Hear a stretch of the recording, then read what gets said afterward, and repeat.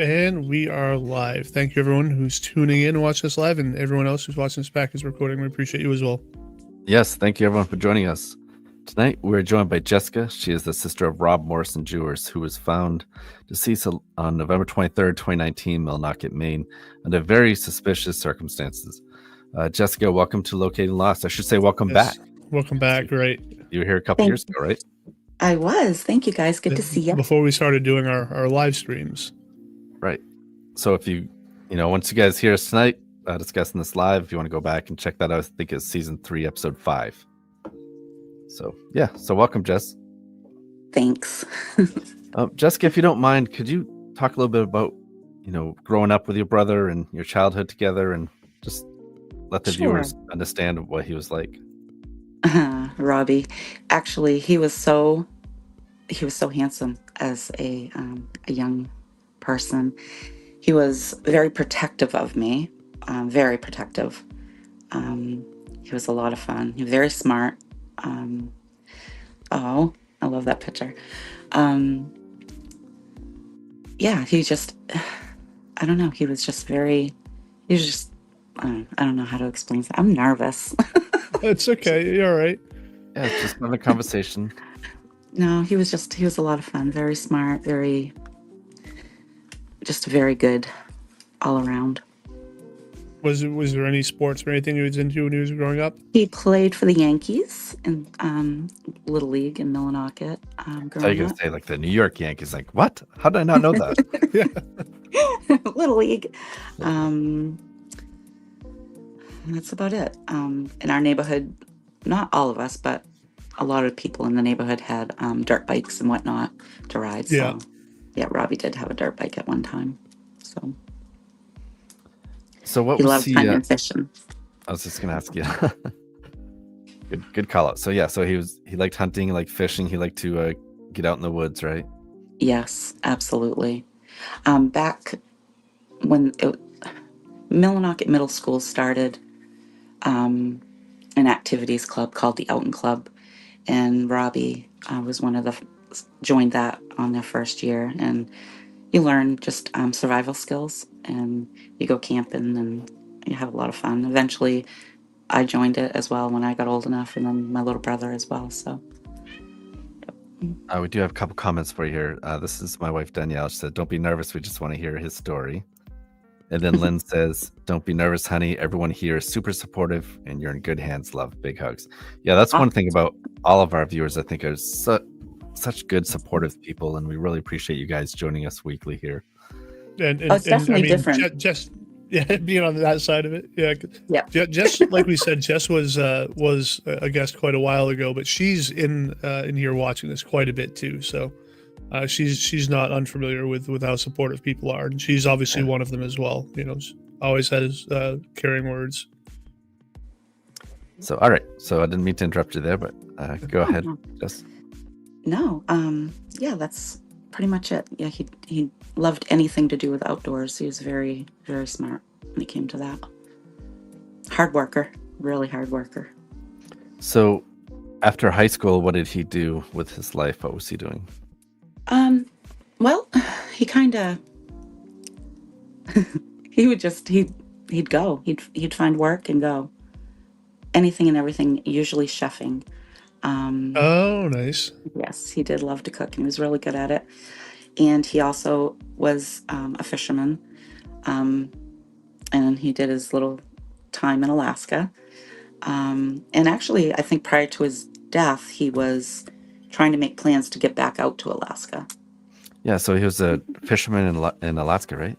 Yes. Yeah. Yes. That's wild. That sounds like something I'd really like to do. Very dangerous. And is this your dad with him here? This is my dad, yep. Yeah. And Rob. Yeah. I'm not sure which dog that was with them, if it was Maxine or Gracie. So so he kind of jack of all trades, was a chef, fisherman, pretty much kind of went wherever work was needed, right? Absolutely, and he wasn't afraid to hitchhike or however it got him there if he at the time wasn't driving. And he did a lot of odd jobs. So He wasn't afraid of work. As he got older, I think he kind of slowed down a little bit, kind of like. Yeah. And now he had a couple dogs, right? What are the dogs' names? Yeah. The big one is Thor, and the little one is Luna.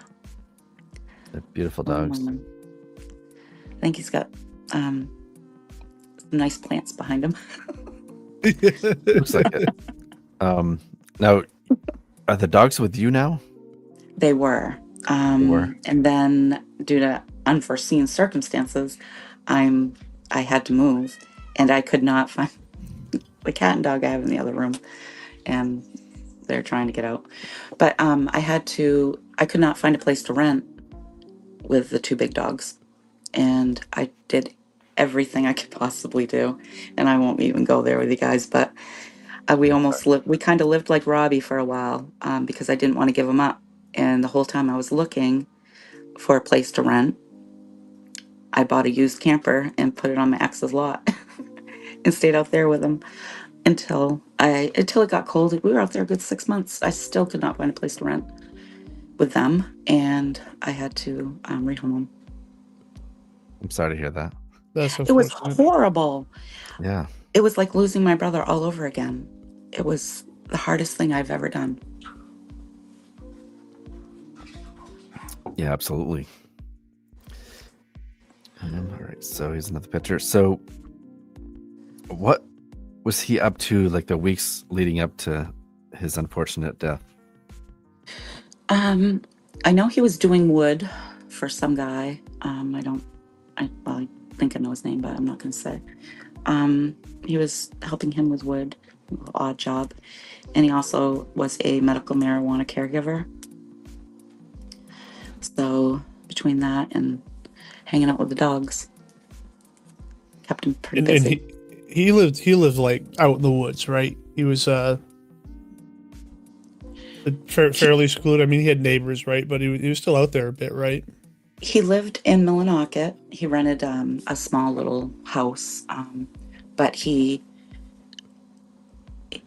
wasn't his camp per se, but he helped with the upkeep and probably even building it. I don't know 100%, but Right. it was a really good friend of his, so he pretty much, that was his home too. So actually, Jess, if you don't mind, I'm going to play that little snippet of video that I had showed you earlier.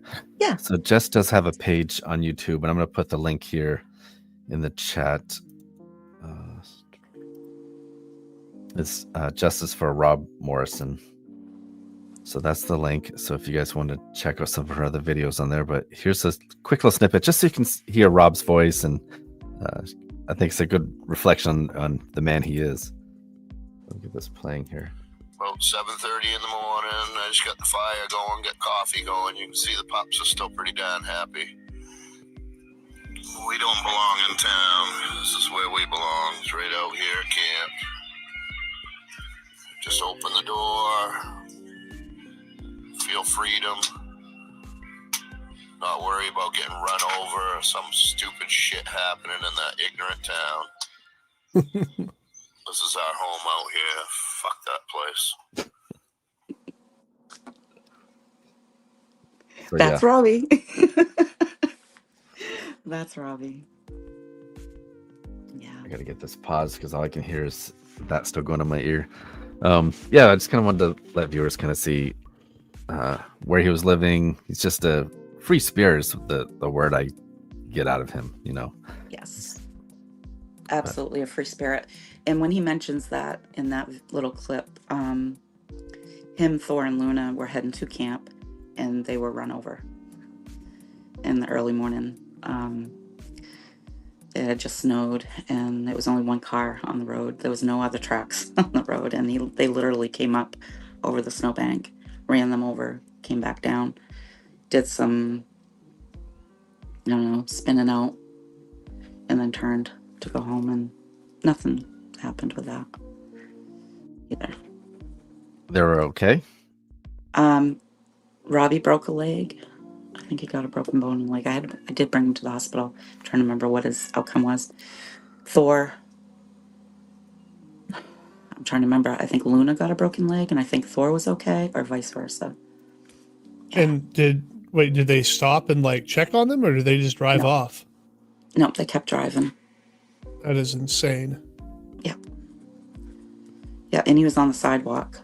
And when the police came, Robbie says, "You follow the tracks, so we'll take you right to him." And they didn't do it. They were more mad at Robbie for not wanting to go into the ambulance. But I think both of the dogs might have ran and went to the KG, and that's where Robbie found him, because he wanted to go find the dogs. So either she did or he did, and ran with a broken leg. Oh my word. Robbie. Yeah. Wow. Excuse me. So where was he living at the time of his death? I think it was 308B, Penobscot Avenue, which is just, it's Main Street in Millinocket, but it's off from where all the businesses are. So he's kind of living in town. Yes. 308B. Yep.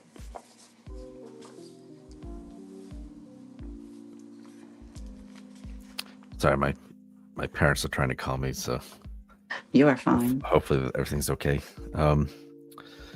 So yeah, sorry, I got sidetracked. I apologize. No, that's fine, Jeff. Travis. I keep calling you Jeff. I was calling you Jeff earlier. You did. All right, so let's talk about who discovered your brother. One of his clients was coming over to buy some marijuana, and when he knocked on the door, the dogs were barking, and he kept knocking, dogs kept barking. Robbie never answered, so he called to have a wellness check on him, and that's when they found him unresponsive. Yeah, are you able to describe the scene or what you understand of the scene? What I understand is he was, and it also says it on the medical examiner's report, he was found sitting, and he was clothed except for his jeans or sweatpants, whatever he might have been wearing, but he had socks and he had boxers and he had a t-shirt and then a long sleeve shirt and then 2 sweatshirts.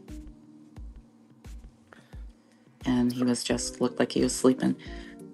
I don't know. We were told 2 different stories, but this is what was on the medical examiner's report. Okay, what else does the medical examiner's report say? This is, it does not say, let me put my old lady glasses on.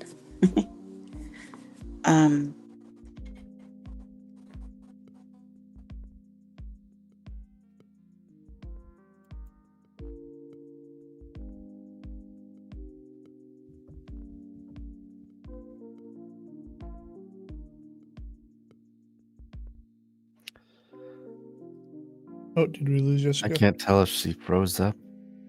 Yeah, I I think think she did.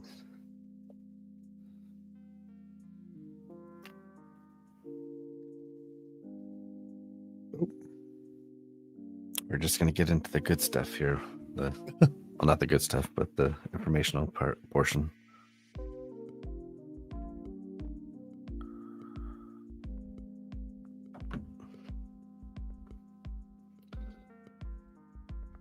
All right, so Rob Morrison Jewers from Millinocket, Maine.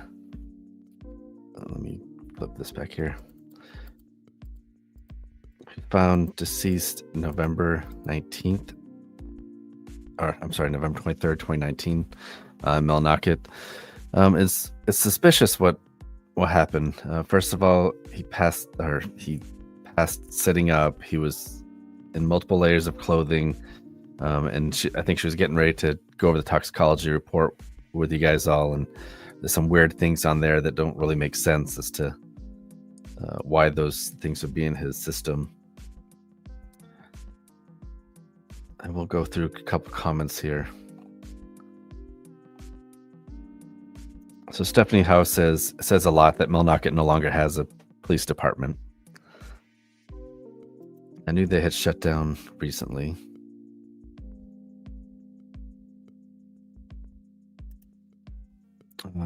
Yeah, Stephanie Howe, a friend of mine that lives up north, told me there was a PD now. There was no PD now. Oh, no, I've lost Jeff.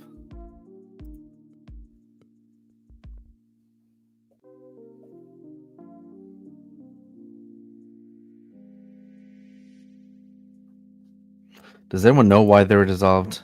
Sue's saying, I can't remember what she told me why it was dissolved. Was it a funding issue? Was it investigation?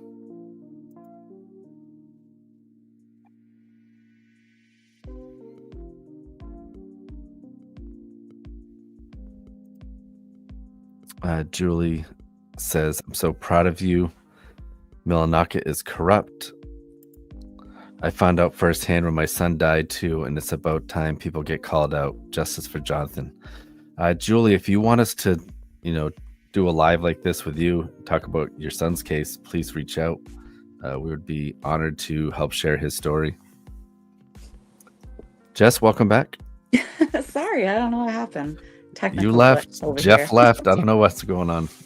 You guys just wanted to see me panic on here by myself. Right. If you can, go over the toxicology report or what you're willing to discuss on here. Sure. Actually, most of it I remember in my head, but what I was looking up more recently. All right, so his alcohol was, his blood count, however you say that. When I was looking it up, it broke it down for me and said it would be on his weight, based on his weight of 185 pounds, it would have been 10 to 12 beers. I mean, that's a lot of beer, I guess. It is a lot of beer. Depends on what kind of beer you're drinking, but absolutely. The fentanyl that was in his system, I thought when I was first looking, there's so much I've learned too since our last little speaking. The fentanyl I thought was a large amount. I think I did. Anywho, it really is not a large amount. And as we know, the smallest amount of fentanyl can kill. But this was like 5 zeros and a 3 milligrams per milliliter. So it was actually a very small amount.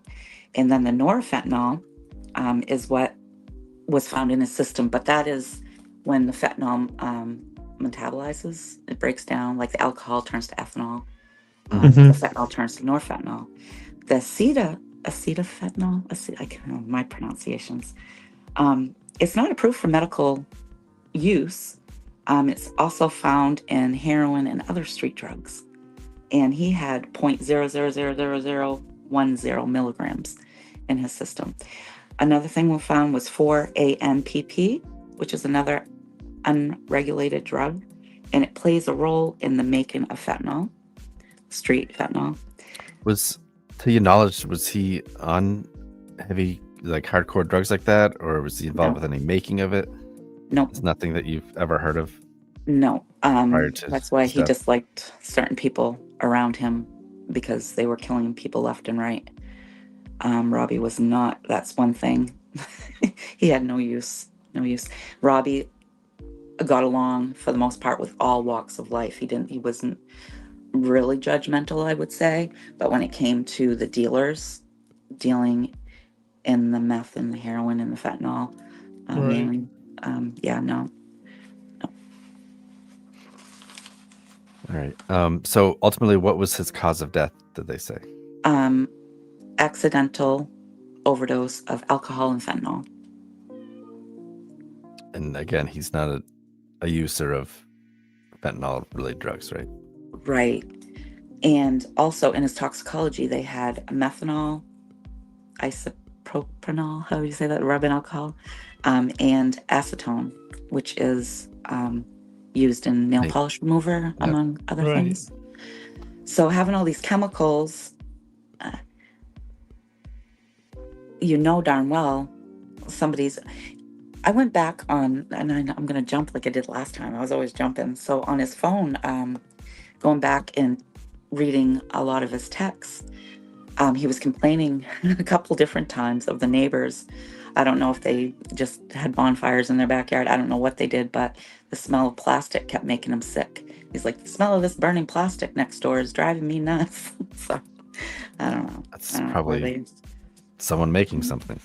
Yep, somebody's making something, because also methanol. I don't know, but methanol back in the day, it used to be called wood beer, because when it's burnt, being what word? When it's being Distilled. cooked or Yes. distilled. Yeah, like distilled. It's sorry, and there's no oxygen, there's no air. You can get really, really sick. Actually, I think it is lethal. Wow. But it's also created. It's I don't know. Acetone is also created with no.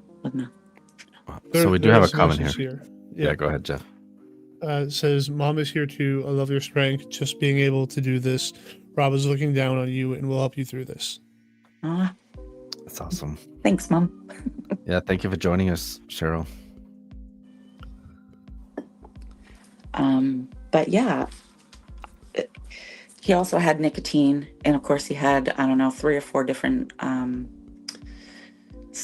not strains of marijuana per se, because marijuana also creates something else once it breaks down. It's called another term, and all this scientific stuff. Yeah, there's a lot of that sort of stuff in this, it seems. Right? But he had quite a list of the chemicals, though. It just blows my mind. It's like, and I feel like those were, I think that might have been the methanol that I was looking that up.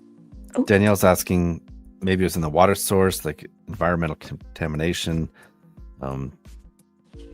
There's dumping or whatever, definitely. from makers dumping. Yeah, so I didn't even think of that. That could be it too. It could be not just through the air exposure. It could be that they're dumping it illegally and somehow he's getting it into himself. Yep, there's definitely that possibility, because he had a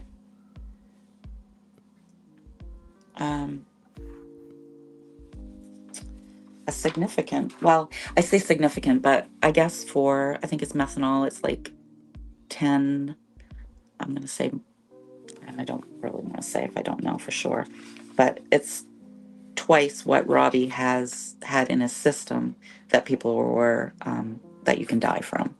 So even though he had a large amount, he didn't have the large amount that couldn't have caused his death. But I'm telling you, the combination of the 4-ANPP, the acetone, the isopropanol, the methanol, and the acetylfentanyl to make fentanyl. I mean, that is fentanyl, as we know, is lethal. All of that is lethal. It's scary. It's like, I don't know. Martin says, Rob was a classmate and a friend. I hope you find closure and justice is dealt swiftly and harshly. Thank you, Martin. Thank you. Tiffany says, it's quite disturbing because people get away with murdering people because they know the police departments don't do their jobs. I can't stand that people's lives are lost and the very people who are paid to protect their communities, the police, are not doing the jobs. Not all police, but some. Yeah, that's the tough part too. Like, I'm sure there's a lot of good officers out there that want to do the right thing, and there's a few bad apples, like with anything, right? Absolutely. Why the fentanyl dealers were always getting a slap on the hand and still are to this day, I don't know. And Brooke is asking, was he a marijuana user? He was, right? He grew it and he sold it. Did he use what he grew, or did he buy from others? He typically grew his own, right? He typically did, but if he sold it all and didn't have any, he would buy from others. Okay, so that could be a thing too. Could be. Absolutely. Yep. And looking back at some of his texts, I think there might have been that possibility in the past. So. Okay. Good call out, Brooke. Mm-hmm.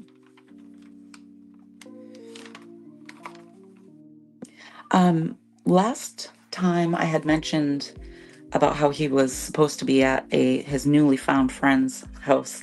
to watch their cat while Yes. they had a baby. And then I said, I think plans changed, and he didn't. Well, I'm looking back at his text. He most definitely was there the night before his death. Up until I think 9:35 p.m. was the last time that he spoke with them, and they were in Bangor. This was the text. How far away was that from his residence? Well, walking distance. They lived above the KG in Millinocket. Did any of his neighbors hear anything or report anything suspicious happened around the time that he had passed away? Yep, the night before, I won't read them all, but the night before, the good neighbors woke up or were alarmed by the dogs barking really loud in the yard. And when they looked out the window, they saw people fighting, and they noticed a guy that was shirtless on top of another guy. And he had his hand like getting ready to punch him, and he pulled his arm back, and they both got up and went in the house. And as we know, they found Rob the next day, and he was fully clothed. I mean, I don't know. I guess I could look more and see what the time frame, I'm sure. Well, I don't know, actually. Yeah, so there was that fight, and Robbie had all those clothes on, so I can't. Oh, and Robbie doesn't have a back tattoo. That's another thing. So you don't know who it was that was out there in the front yard? Was Robbie the one that was on the ground? The other guy was on top of him? I want to say Robbie was on the ground, because the person said the person on top had a back tattoo. And Robbie doesn't have a back tattoo. So. Right. He has a rib tattoo, but not a back. And the dogs were they inside, or were they in the front yard too, barking at this fight going on? I think they were in the front yard, because the landlord was, he must have had it done by then. Maybe they were in the fenced-in part. The landlord was working on a fence for the dogs, because Robbie was threatening, like, I'm going to move. I can't take the neighbors threatening my dogs. So. Brooke says, Jessica, I can hear you, kitty. It makes my heart as a cat mama happy. Tiffany had asked, is it possible the marijuana he got from someone was laced with these drugs? Yeah. I think that's definitely a possibility. Danielle says, or it could have been cross-contamination if the person growing the weed is a polysubstance user. Absolutely. Absolutely. Making or doing different things, yeah. Yep. So it's just, there should have been a better investigation, and it should have been done properly. Everything's gone, obviously. So now it's pretty much going to be like word of mouth. Right at this point, it's just a matter of like someone would have to confess at this point. Absolutely. And karma's already coming back to kick them in the butt, because they're in and out of jail all the time. Yeah. So you think you know who was involved with this? What do you think happened that night then? If you have these suspects you believe are involved, what is your opinion as to what happened that night, or is your belief? I've had so much time to really sit and think. I'm not 100%. It's all been speculations. There's texts on here with him talking with the neighbor. It's so weird too, why he's all of a sudden talking with them, because he didn't. I'm sorry, my daughter was supposed to be here and you could have her puppy. Well, he's an adult dog, but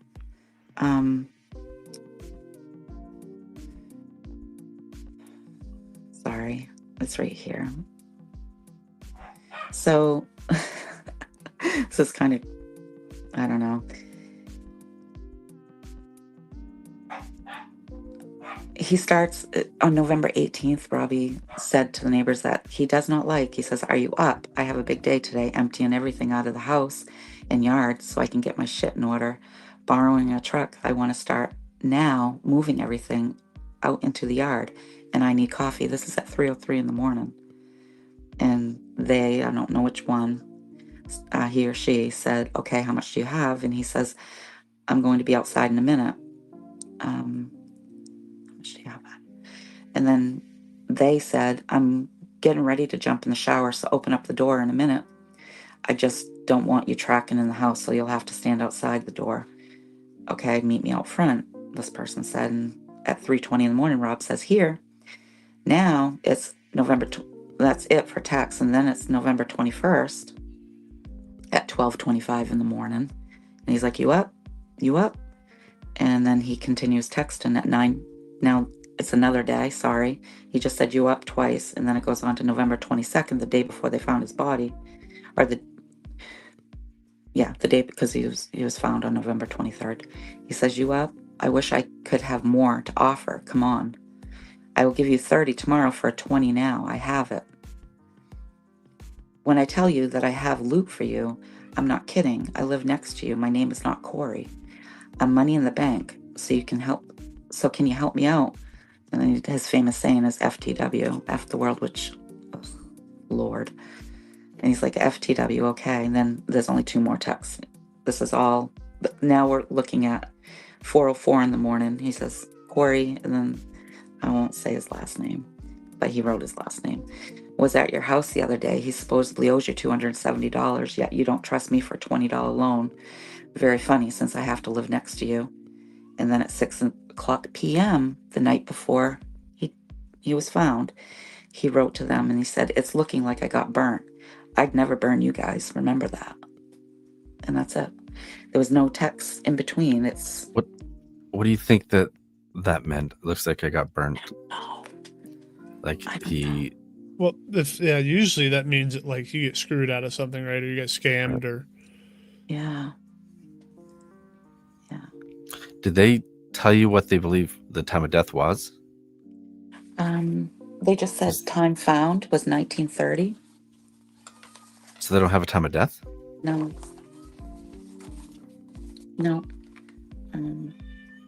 So he was found 1930?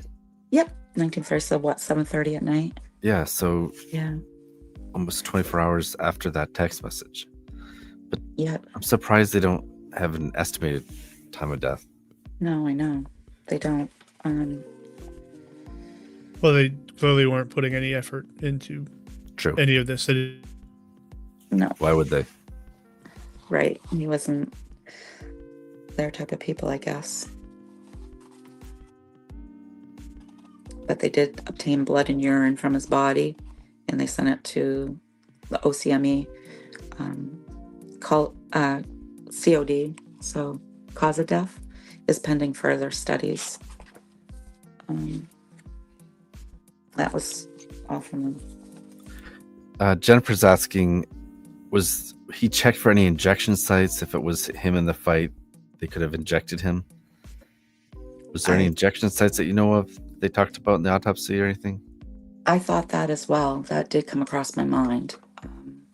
But they didn't list anything, so. What about other marks on him due to the fight? No, right. And you would think, yeah. And plus the neighbors pushed him down their stairs, which is a big set of stairs, the night before or right around that time too. So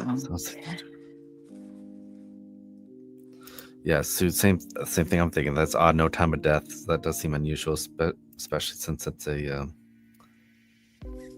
what is that unattended. called? Unattended death. Thank you. Yeah, you're welcome. There was Do another. you have the death certificate? My mom does. Yeah. Maybe it says it on there. Jody's saying on death certificate, time of death. Was that's from. Please. I thought I had a copy of it, but I guess I don't. My mom would have it. Wait a minute. I just might, because. Oh no, it's not the death certificate. I'm sorry. There's so many papers though that it's can get confusing. Oh, so listen to this, Tiffany. Jess, what Tiffany just said. I'd be willing to offer $500 towards a reward to any person who gives the information that leads to a conviction or prosecution of the person responsible for his murder. I'll be praying justice is served. Tiffany, that's awesome. Thank you, Tiffany. Sorry about that. Is awesome. My stuff keeps cutting out on me. Really sorry about that, guys. Oh, don't be. I was cutting out over here too. It's like, it's weird. Did he have any history of mental health that you're willing to talk about? Yes, he did. He had bouts of depression. He had traumatic times in his life for sure, and that caused, I don't know. Yeah, he definitely had bouts of depression. When he was younger,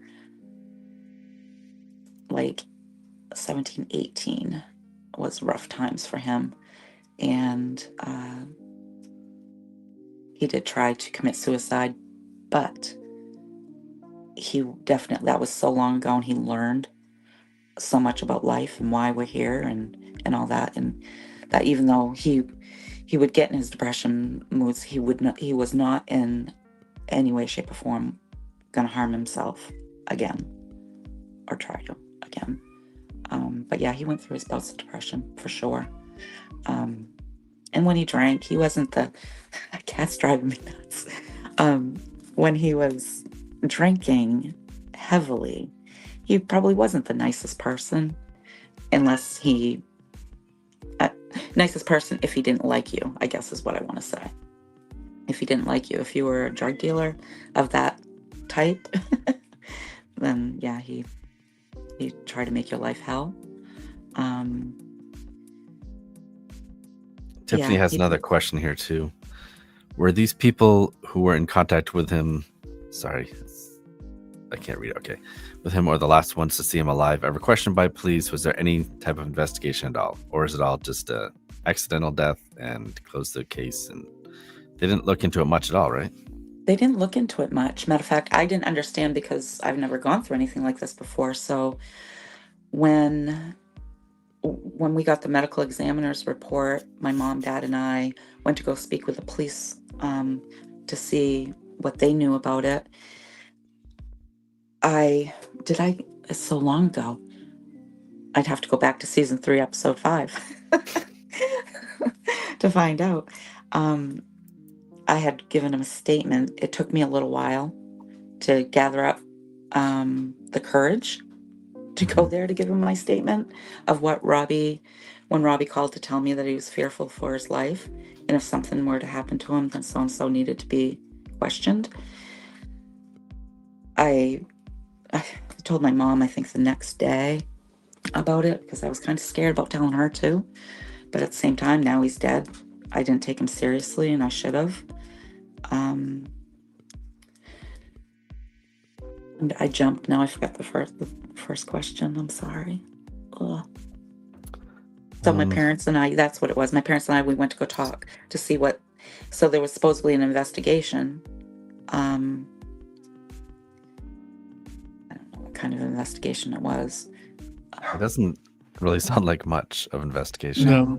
No. But there's a lot of conflict between him and the neighbors, and then you just kind of brought up about he had spoken to you. How long before his death did he tell you that if something happened to him that this person was the one that did it? I know I kept saying a couple weeks, but it was a couple months prior to his death. And he told lots of people around him, and he said he was documenting everything. And what's funny, with his phones that I have, I think the dog's beating up the cat now. With his phones that I have, it appears that I don't know if an SD card I don't know if these could take SD cards, but when you look at the photos, it will show a photo, a blank gray spot, a photo, a blank gray spot. Kind of like they were there and then they're gone. So I really don't, yeah, it really is interesting. And Stephanie says, wouldn't Maine State Police be investigating? It was an unattended death. Yep. Millinocket Police said that it was an accidental death, or the medical examiner says accidental death, so state police weren't involved. But I think it would make sense for you to reach out to the state police, see if they can reopen the case if you feel like there's enough evidence. Okay. And what did they say? They said they couldn't do anything for us either, because I went and I was just, I don't know what was, maybe I was still in shock and I didn't think I was. I don't know. But I literally said, back in the day when my brother, the dog and cat, Now they're fighting. now they're fighting. They're both the same size practically. Lord. When Robbie was working the boat in Alaska, now and then when they'd come to shore, not every single time, they would get cocaine, bring it on the boat. It helped them stay focused, Rob said. It is quite the job. And you gotta really be paying attention. And that's what that stuff does, supposedly. So I said that to the police. And so, yeah, they thought, nope, he used to do it before. He must have been looking for it. So then that got brainwashed into me saying, oh, he must have been drug seeking. And Right. no, my mom and dad both are like, nope. And not just them. A lot of his friends like, nope. Wow. Marijuana and alcohol was his drugs of choice. Mm-hmm. And it had been years since he dabbled in cocaine. But yeah, the Maine State Police did I don't say open an investigation, but I guess it's called an incident report. With Did they look just into it some all? minor details, right? No, literally, we were talking to him and trying to tell him all the information and explain about what the neighbors were doing and everything, and a couple other dealers in the town. And he says no. He says, well, as soon as I mentioned about Alaska and the cocaine use, he said no. He was just drug seeking. There's nothing we can do for you. Like, yeah, thanks. And that's it. Done, over with, just as quick. And I think we've already kind of talked about these things, but did the medical examiner determine it was actually an accidental death? Yeah, that's what it was ruled, right? Yeah. That's what they assume he overdosed on drugs? Yes, or lethal mix of fentanyl with the alcohol. Yes. You mentioned he had gotten in a fight prior to him being found deceased. Did his autopsy report disclose any trauma or injuries to his body? None. I said none.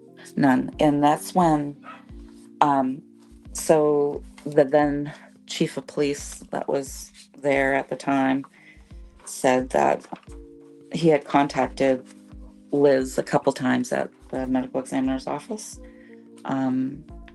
In one of the times he mentioned that there was a fight.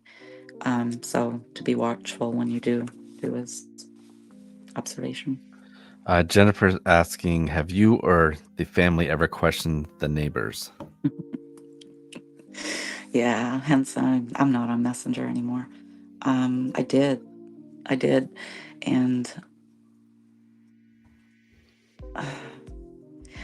it was too fresh. It was only maybe a couple days in. As soon as I got Facebook and Messenger, like right after Rob died, I joined.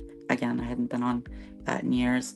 I joined, and the first thing I'm doing is messaging them, and probably not in the right frame of mind due to all of this. So I remember how nasty she used to be. So I got just as nasty as her. So yeah, it's just not my character.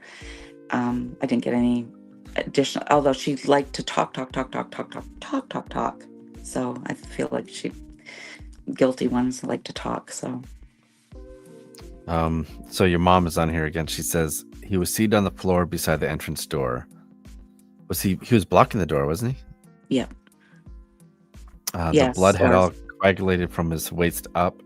They could not tell if there was any bruising because of it. So that was part of the reason why they couldn't tell if there was bruising, apparently. Travis, I'm sorry. I'm not sure if he was blocking the door or right beside it, like Mom said. But they did have to break in because he had the bolt lock on, and they couldn't. Man, that seems like he's trying to keep somebody out. Yeah, it does. I still would like to know if there's a back door. Did they check to see if it was snowing? There had been snow on the ground. Had there? I don't know. I'm starting to think back now. There must have been November 23rd. Did they check for any footprints by the windows? Probably not. Would be my guess. Shirley's asking, or she said, we know some people lie when they kick the mom out of the station for being upset about her son. whatever happened to be assisted or helped. Yeah. So what happened there? Your mom's at the police station. She's, obviously upset about what took place, and they kicked her out. Yeah, my mom, dad, and I went to discuss with the medical examiner's report. We got it they got it that day. So we went down to, talk with them. And they were letting us read their report.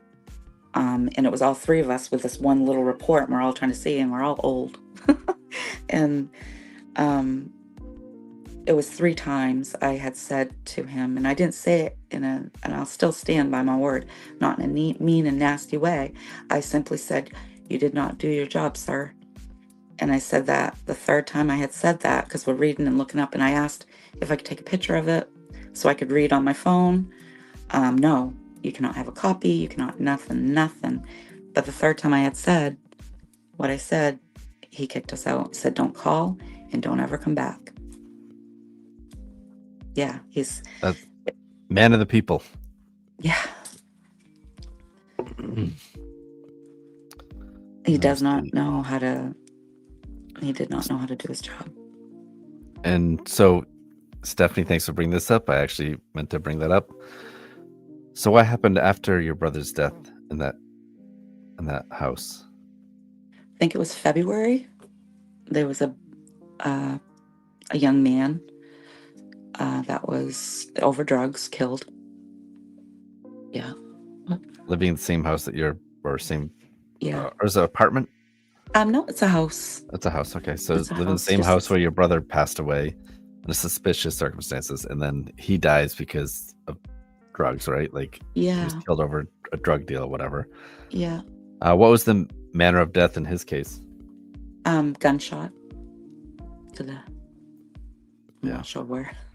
Okay. Yeah. I was Sad. just wondering if, Sad.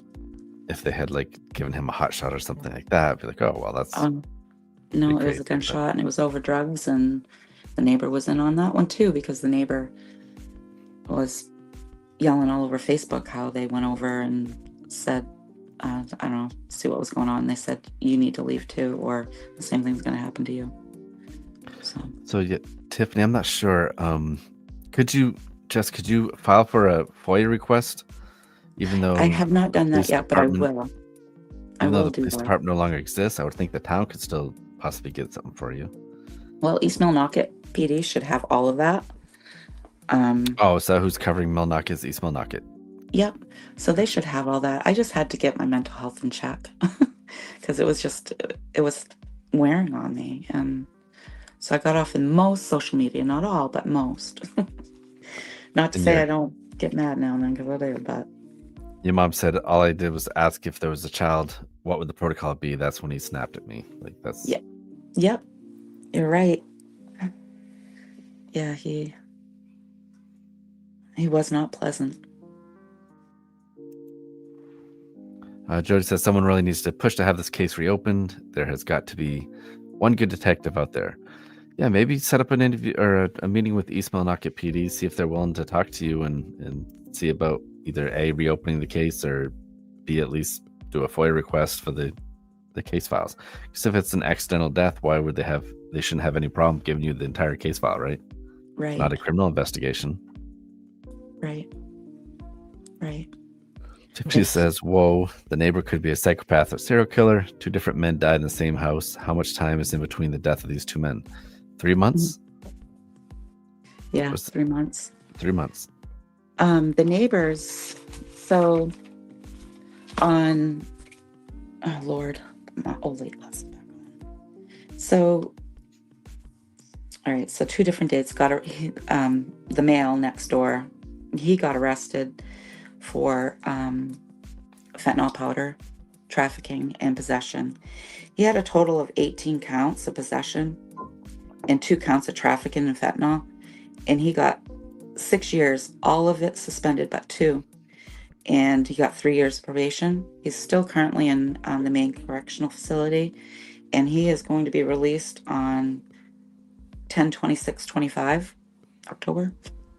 And she All right, so he was arrested back on October. Well, he was booked, so I think arrested, booked, whatever.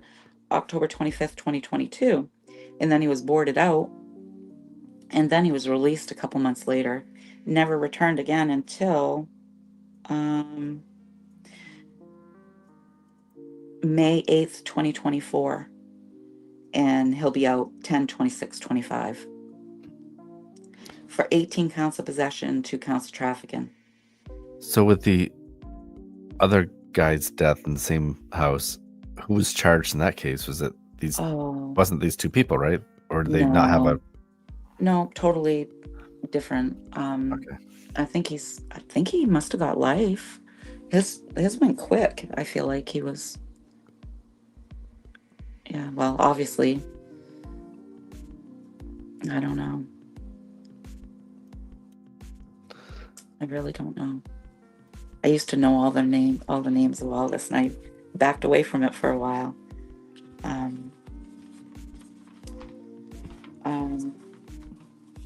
Brooks says, Jess, I wonder if going above law enforcement would be worth it. Talking to our governor or someone higher up with power like that. Maybe they can help reopen the case or bring attention to it. I think that's a great idea. I really do. I'm definitely in a better space now it's been a few years now, obviously. It's going on 6 years. Yeah. That's a long time. So I'm definitely, I've healed a lot. So, and I needed to do that. I needed to step back and get my wits about me. So what would you like to see happen here? What can we do to help? The people watching, what can they do to help? Just keep your eyes and ears open. You're going to see certain people on Facebook that talk a lot, or used to back in the day, talk a lot about this case.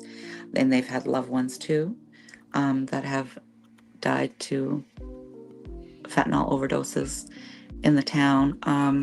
So listen to those rumors when you hear who's responsible, and just be cautious. But just keep your eyes and ears open, because the more people that come together and just, I don't know, the female that I feel is involved with how this fentanyl got my brother's system. So she went to jail for trafficking, unlawful possession of fentanyl. And she spent, 11 months all suspended.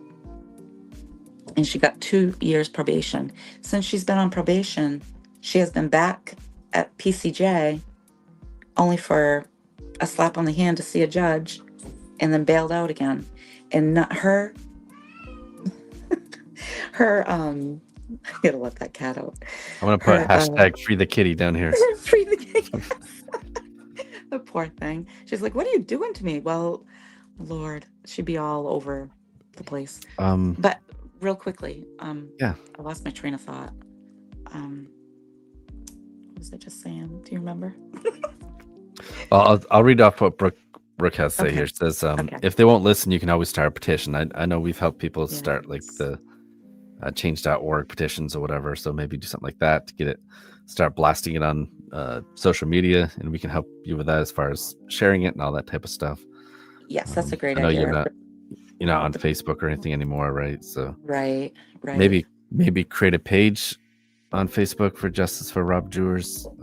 I don't know if I want to do that right yet, because it's really, I don't know. Maybe. I'm not going to say no, but I'm happy. Might be a way to life is good. Might be a way to generate tips for his case, especially that someone might be watching tonight that knows something but don't want to say it on here publicly or whatever. True.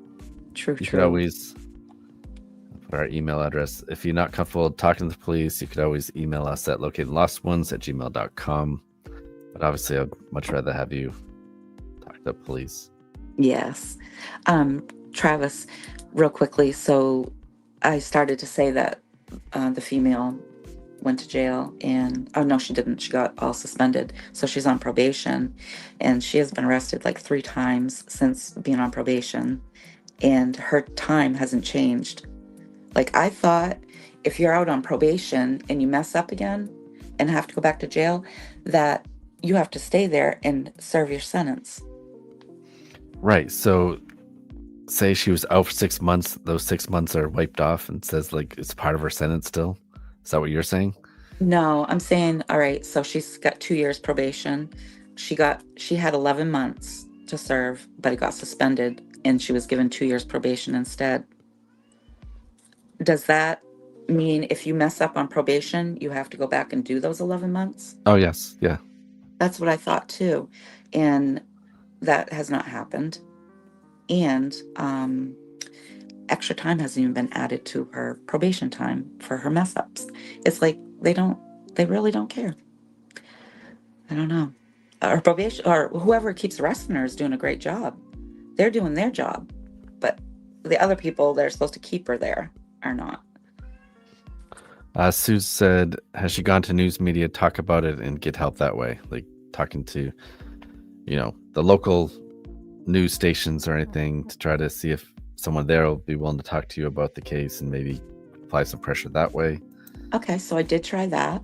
And right prior to meeting you and Jeff, I spoke with a gentleman that worked for Bangor Daily, and I gave him all of the information. But it was just, we'd meet up at certain spots and chit chat, and it ended up he couldn't do a story. Bangor Daily wouldn't take it. And when Robbie was run over, Bangor Daily wouldn't take that either. So.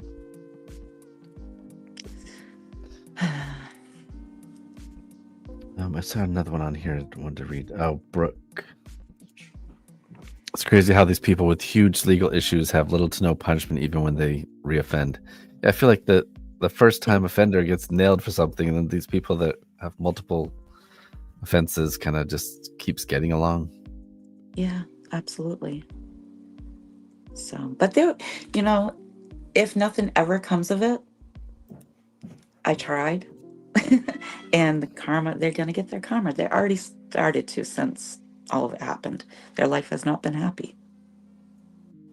Tiffany says the more you share a flyer around on social media with his name and asking for information, the better it will be because it will bring justice, especially if a reward is offered because someone may come forward with information if they're getting something out of it.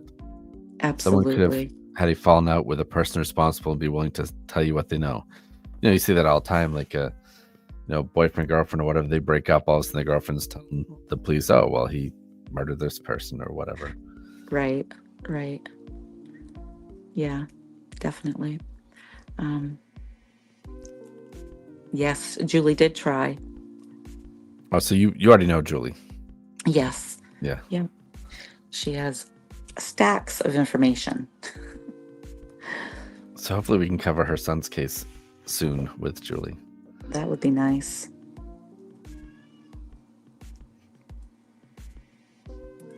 Chelsea says, I'm so sorry for your loss. I hope sooner than later you can know the truth and breathe a little easier. Thank you, Chelsea. Yeah. Thank you. So I wouldn't have pushed it, or I wouldn't have even gone as far as, I wouldn't have, done anything about it. I just would have mourned my brother. But he said something was going to happen to him, and if something happens to him, so needs, that they were out to hurt him. But at the same time, I just kicked myself in the butt. Wow. All right. Is there anything else you want to say before we get done here? I do want to have a video play here at the end, and it's another video of your brother, okay. Just so that viewers can kind of see. This is off from his phone, right? The videos you have posted to your YouTube account. And there's a lot more on there. So if you guys want to check that out, I did put that in the chat again. The link for your YouTube channel. It's kind of dedicated to your brother, and some pretty neat stuff on there. So I think you guys will definitely want to look at that. But thank you, Travis. That's good. Yeah, thank you so much for joining us. And if you guys want to stick around just for a second longer, I'm going to play that video. Oops, I guess I got to move this one first. And thank you to Jeff, too, out there. Yeah, I don't know if having some sort of technical difficulties yeah. tonight. So here's your brother once again, in his own words. Luna too. She's at camp loving life. She loves looking out her window. All right, take care, guys. Bye-bye. So that was kind of fitting to end it with that.